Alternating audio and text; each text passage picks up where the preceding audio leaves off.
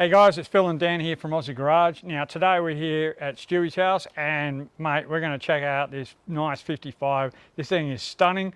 It's won multiple trophies. It's awesome. So let's get into it.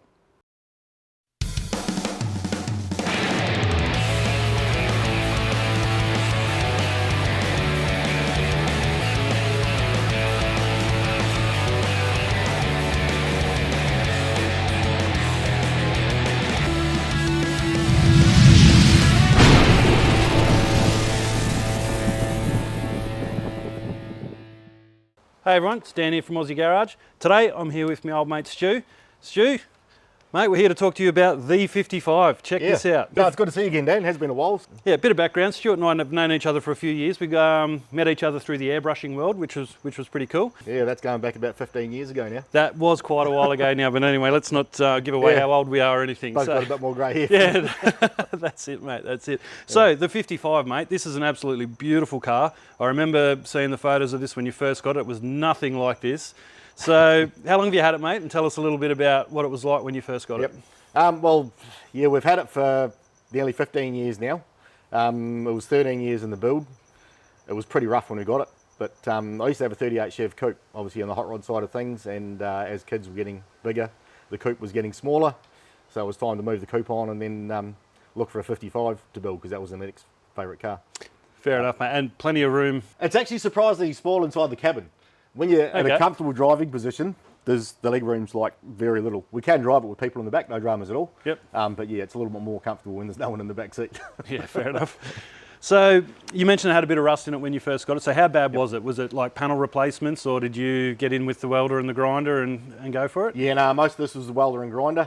Not many panel replacements at all. I was lucky because I bought the car off Les Moran when I first started looking for it, and John from Fantasy Garage had already done inner and outer sills and bottoms of one of the doors and that sort of thing, so it was a good head start on the car. A-pillars, beaver panel, all that sort of thing was all rusty as well. Front end had been hit, so the front end was all twisted, so we had to organise new sheet metal for the front of the car. Were you able to find parts locally, or did you have to import stuff from the States? Pretty much everything I do import from America. Yeah. Yep. So have you gone anything really custom on the body? Like, have you changed anything drastic when you were doing things? Well, not drastically. I've done a few just subtle things, but the only two panels that haven't been modified on the car are the roof and the boot. So there's been a lot of subtle customisation going on it. Like a lot of people, when they see the car, they just think it's a really nice 55, which is what I was going for at the start. But we have changed a lot of things. Cool. So what are some of those things that you've done that people might not notice? One of the big things is, like, even on the bonnet, they have a very rolled bonnet centre swage. I've sharpened that up with a bolster and chisel. Guards have been shrunk to bring them in because they have the big pillowing effect on the guards and doors from factory. So the guards and doors have both been shrunk in. The quarter panels have been widened 25mm. The rear wheel arches have been raised 50mm and lengthened 30mm. And the whole underside of the car has been smooth. Wow, so quite extensive then, really, when you think about it. Yeah. You know, the amount of work that would have taken would have been quite involved. Hence the build time. Yeah, that's it. So did you execute most of it here yourself in the shed, or did you get a hand from some of your mates around the place? Hey, you can't build a car on your own. You do need help from good mates along the way. Yep. Like I've done the build, I'd say probably 95% of the work myself. But you've got to mention guys like, you know, Ben Forster has helped me out hugely. You know, the car sat in the corner of his workshop for about 6 years when we weren't working on it. So yeah, guys like that have really, really helped out along the way. You're a painter by trade? Yep, spray painter by trade. Been a lot of panel work as well, because I was lucky enough back when I was doing the time, working in a resto shop and that sort of thing. So I got a good grounding in the panel and paint side of things. It certainly made it a lot easier when we were doing all the customisations on the car. And talking about custom paint, you know, like we've talked about we're in the airbrushing world, that sort of thing, but on Ben's stuff, it was more like the faded panels and all that sort of thing, and the scalloping and all that kind of stuff. So that's sort of like a real 70s kind of a custom look, isn't it? And a custom feel, isn't it? Absolutely. You know what I mean? I'm really lucky. Ben loves to build kooky 60s, 70s show car type stuff, and I love painting that side of things. It's nothing I'd actually do for myself, but I love the techniques. I love the old school custom painting side of things, which is why the airbrushing side of things obviously came along, and we got Tony from Airbrush Interior over here in the first place to make that happen. So I assume you've had like all the chrome work redone, all that sort of thing. Have you shrunk the bumpers in or anything like that? Yes, bumpers have been pulled in as well. They've been narrowed, they've been pulled into the body, both front and rear. The front valance, we actually had to narrow the front valance because we pulled the guards in to make them all nice and flat. So it's just, little subtle things, like the valance only need to be shrunk 10 mil. But to do that, also, all the grill and all that sort of thing has to be changed and modified to get things to fit properly and get all the alignment and everything right. So it's all those little things that take time. And when you're working full time and building a car on a budget, hence the 13-year build time. Yeah. You've rattled off the things that you've done, and it's quite extensive, but you just look at it and you wouldn't notice if you didn't know, would you? No, like, if you didn't know 55 Chevs pretty well, you would honestly think it's just a stock 55. It's just hiding its little subtleties. Yeah, it was just the few little things that I wanted to improve that I thought needed to be improved on 55 Chevs. Beautiful car to start with. As far as I'm concerned, they're the best of the Tri-5 Chevs. Yep. A lot of people will disagree with that, especially the 57 owners. Yeah. But no, the older sister generally, is a little bit more subdued, would you say? Yeah. All right, well, I think it's time we pop the bonnet and let's have a look at what you've done under there. Rightio. There we go. Wow.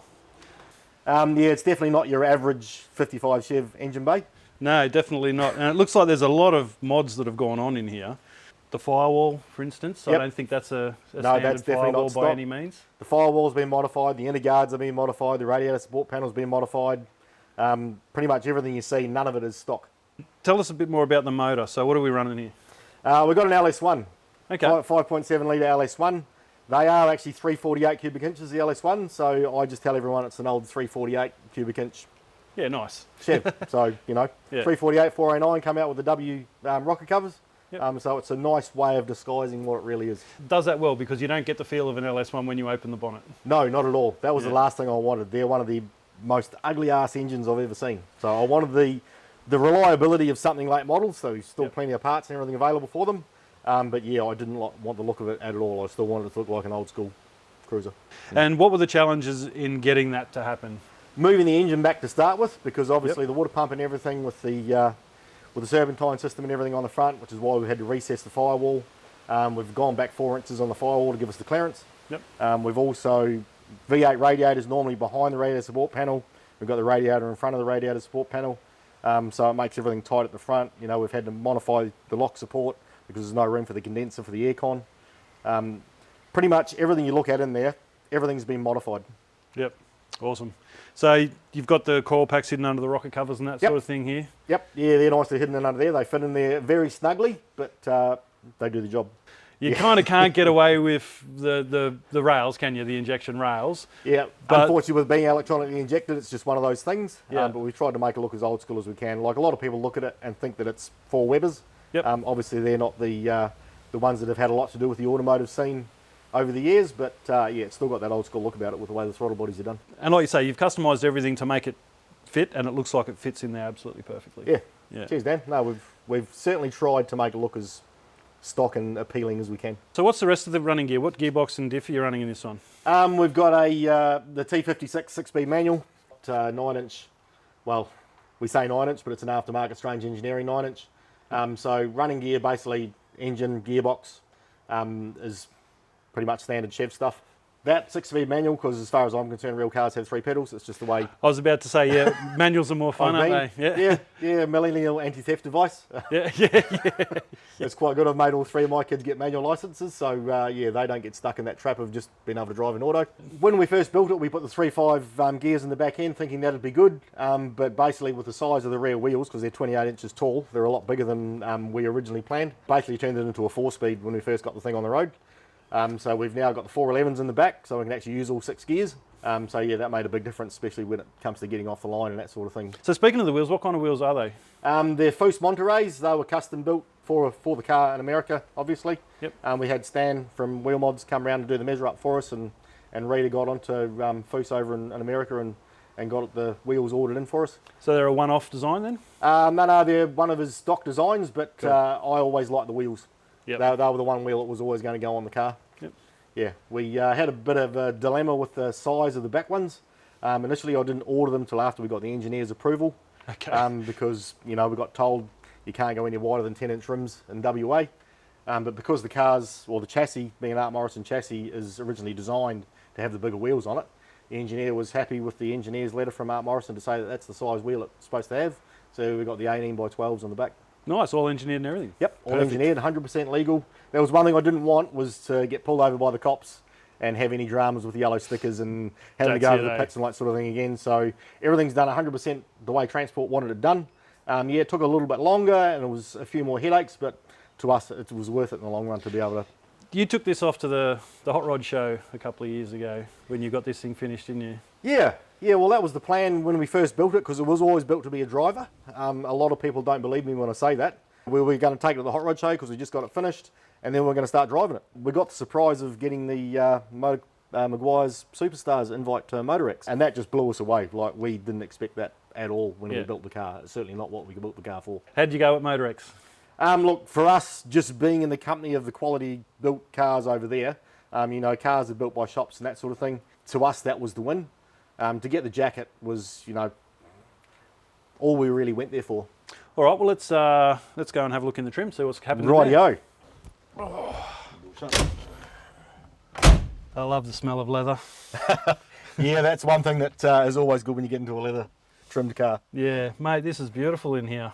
Now that's a dash. They just don't make them like that anymore, do they? No, they don't. That was one thing I was a bit worried about initially. Transport were talking about making me pad the dash, and I always wanted the steel dash because I love the steel dash look. So yeah, I was grateful when they didn't make me do it. We would have done it if we'd had to, but I still wanted the thing to look like it was a stock 55. Even though we've modified the dash, we've had to cut it, convert it to right-hand drive, add the aircon vents in there because obviously we wanted the aircon comfort over here in WA. Yep. Adding extra bulges into the dash for the switches and things like that. It's just all the little subtle touches that I wanted to do that most people won't even see.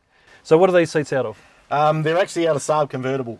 Because we Transport wanted lap sash retractable belts in all 4 outside corners. Yep. And I didn't want to have something hanging from the roof for Understood. that. Yeah. We went to the Euro Wreckers and had a look in their seats, and they had Mercedes seats and BMW seats and Saab seats, and I just sat in each one of them, and these were the most comfortable ones there. So we're like, those ones will do the job. And had the built-in seat belts. Was that Had also the built-in requirement? seat belts, all 100. They didn't have to be built in, but it had to have lap sash retractable belts. Gotcha. For Transport. Yeah. And the only other option was to hang it from the roof. Hang it from the roof. And a custom console? Yeah, I fabricated that out of MDF and aluminium. These days, everyone likes to have their coffee and things like that when they're driving along, so we had to have the cup holders in there. But also with a manual big gearbox, we needed somewhere that was nice and neat for the shifter to go. Yeah, nice. Yeah. And who did the trim work for you? Because it's being a trimmer myself, I'm really impressed with the trim in here. He's done a spot-on job. So who was that? Yeah, no, that was Rob Sellen. Another good mate of mine. Like I said, you can't build cars without good mates. Mm-hmm. I had John Dowser to help us with the engine. Another good mate of mine, got a car to paint for him. Rob, I've known Rob pretty much since we moved to Australia, and he ended up living in his backyard in a caravan for 9 months. Yep. So it was a no-brainer that Rob was always going to do the trim. Yeah, awesome. But yeah, no, he's done an absolutely fantastic job. No, it looks amazing in here, mate. Even the hood lining with the chrome, the original chrome dividers, it just makes it, doesn't it? You know? Yeah, no, because the car is an original Bel Air. That was maybe a little bit anal on my part, but I wanted an original Bel Air because there's more Bel Airs on the road today than what were ever produced. Yep. But I wanted to have the matching numbers. I'm a bit finicky with that sort of thing, so to me it had to be a Bel Air, even though we were totally modifying and customising it. I just wanted it to be a Bel Air so we could put all the Bel Air trim on it and everything's just right. But yeah, stock Bel Air trims, those stainless ones, they do them in the 2-door hardtop and the Nomad, but they're the only 2 cars that actually have those. Suede headliner just matches nicely. Yep. That was one thing that Rob suggested, just to go something a little bit different, because I was originally thinking doing it in leather, but he suggested suede, and we were like, yeah, that sounds like a good idea, let's go and have a look. Yeah. And I've got a ton of leg room up front. Yep. And you're right, there's not a lot back there, is there? No, not when you drive it comfortably. But Yeah. originally, because I didn't worry about the back seat when we were building it, I got mates that are over 6 foot. I got mates that are shorter than me, and I'm only short. So we wanted to make it so that everyone could, get in there and get comfortable and be able to drive the car. All right, well, you've also decked the boot out in this thing. Yes, we have. So I guess that's our next stop. Awesome. So the interior trim just comes straight through here into the boot and carries on, doesn't it, really? Yep, it does. And just to pay homage to the original parts of the car, the spears and the paint dividers that I've got in here are actually the original parts off the car. Okay. Straighten them out because they were a bit bent, but ugly looking, so we got them all cleaned up and re-chromed and all that sort of thing and put them in there, just so there's still parts of the original car on it. Yeah, but the way you've done it, it's cut to fit. It looks like it's meant to be there. Yeah. You know, that's the great thing about these old cars, wasn't it? Was their chrome trim and all their excessiveness, you know what I mean? That was the beautiful thing about these cars back in the day, wasn't it? Absolutely. So what's in behind the back wall here? Right, well, in behind there, we better open it and show you, shall we? Yeah.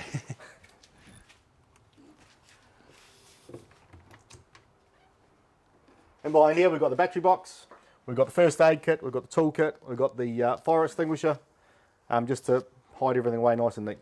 Beautiful, mate. And you've even had the embroidery done on the bags there, the tool bag, first aid bag. Yep, custom made bags, those. Looks good. Now, notice another thing while we're mobile with the GoPro here. You said because you've pulled the bumper bar in so far, you had to cut these back so the boot didn't fit it. Is that right? Yeah, well, the boot wouldn't shut with the bumpers being as close as they are, and those overriders I've had to shave. It's about 14 mil that I've taken off the backs of the overriders.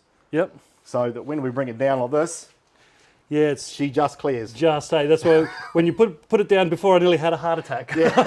I was like, whoa. But she clears nicely now, and it's all good. Yeah, beautiful.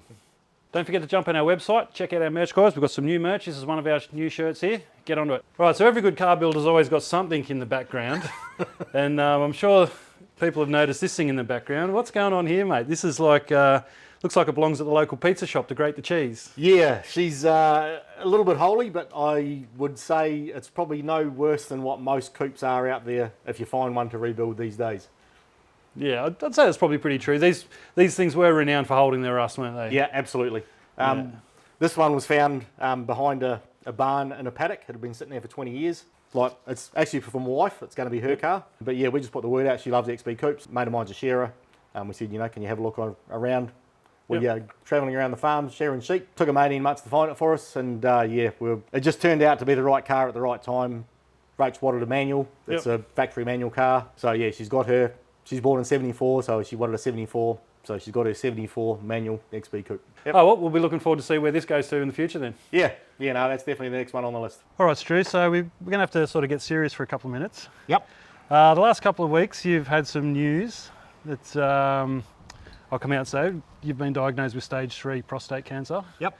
And you wanted to get the word out there because you weren't encouraged to have yourself tested, but you pushed the point and this was the result. So. Yeah, one thing that a lot of guys, a lot of you guys out there might think, 52 is old. But when it comes to the cancer side of things, 52 is very, very young. And I've had to push the medical system all the way along because I don't fit into the what the textbook says for age for prostate cancer. But do yourselves a favour, it's only a blood test these days. Just go to your GP and just ask for a PSA test. Obviously early detection is the easiest way of getting around it. Now you were saying you just didn't feel right. You felt like there was something wrong, and that's why you pushed to have the test done. Yep. My dad got diagnosed with cancer, prostate cancer at 66. So he said, it's a hereditary thing. So regular testing is the way to go. I'd been getting tested for 7 or 8 years, and the levels stayed where they were. Then I was due for another test in 3 months' time. Went to my GP and said, "Oh, I think something's wrong. Can we get another PSA test done?" He wasn't keen on it. He said, no, you can wait for another 3 months. But I pushed the issue, we got the PSA test, and the PSA levels are through the roof. Straight in for biopsy, stage 3 prostate cancer, grade 8 stage 3, so it's a very aggressive cancer. Yep. So it's probably lucky that I got in and pushed it in time, and I'm booked in for surgery next week. So. Yep, no worries. So I guess the main thing is don't be complacent.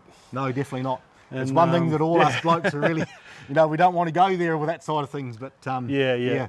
The surgeon said to me when they did the biopsy, he said, I'm used to having this conversation with 75 to 80-year-olds, not 52-year-olds. Yeah. So get out there and get your size checked, guys. Yeah, that's well it. Worth it. And also, don't stay quiet, guys. We don't talk about this stuff a lot, do we, as men? No, we don't. It's always one of those subjects we're always embarrassed about. But when you're going through it, I just want to get it out there now. I don't mind for myself. Just guys get tested because you just don't know what could be going on inside. No, that's exactly right. So, the big thing is get yourself tested, talk to your mates, talk to your GP, and don't keep stuff to yourself, guys. Yep, absolutely. All right, spot on. All right, now we're definitely going for a cruise now. Right, let's go for a drive. Let's go. Sounds good.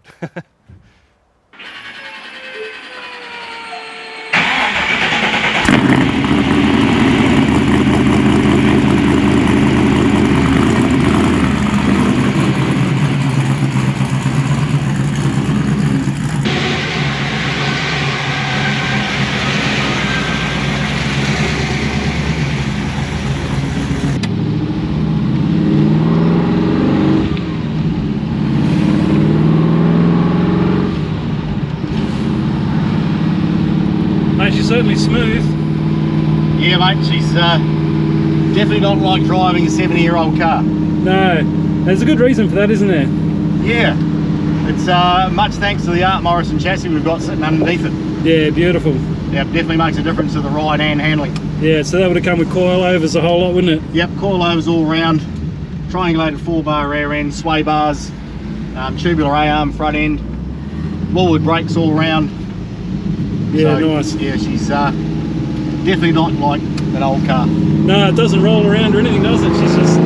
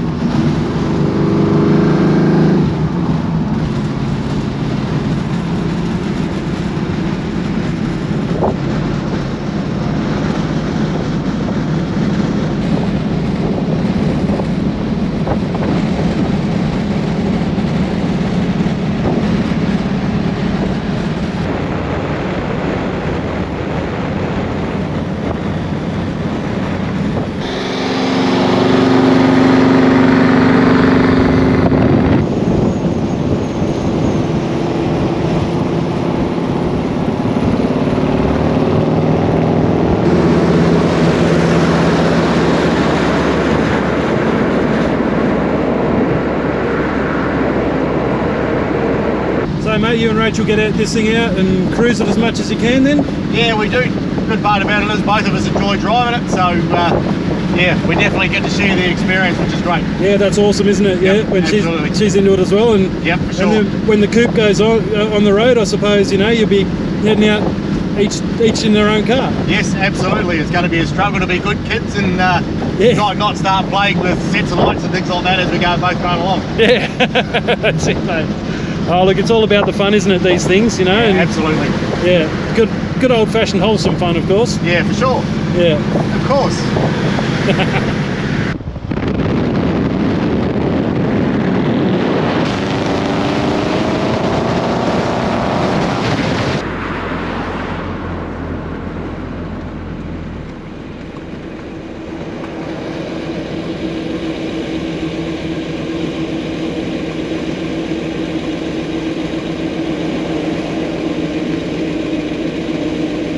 Dad, can have a drive.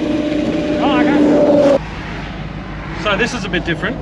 I've been thrown behind the wheel, not reluctantly. Yeah, it didn't take much talking into it, did it? No, I reckon I thought about it for about a pumpteenth of a second. Well, hey, that's cool. We've known each other for a long time, so I'm quite comfortable letting you have a spare, mate. No, that's it. Appreciate it, man. You got a handbrake on this thing? No. No? It's electric one, but she's already off, so we're all good. Indicators on this side. Yep. Yep, it's American. Yep. Just gotta wait for this traffic to go through.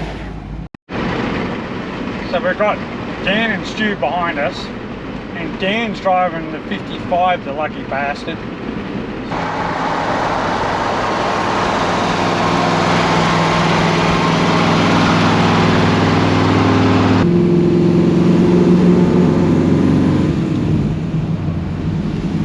Really tight, the gearbox, isn't it? Yep. It's beautiful.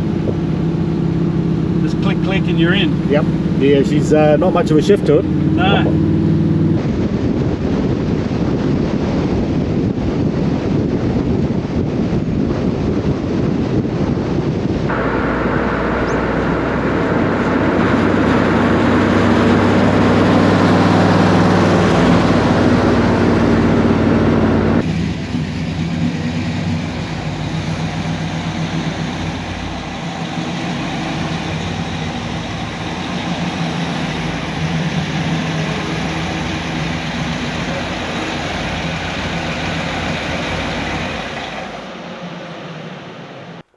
All right, Stewie, mate.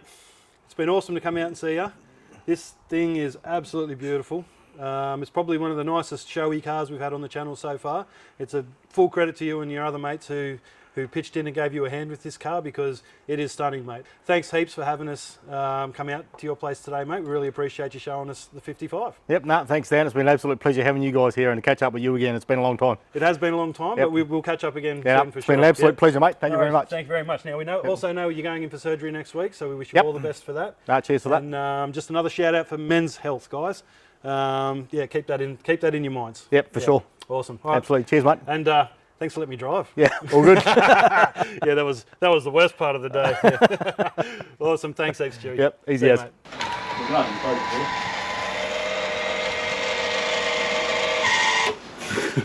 That's awesome, mate.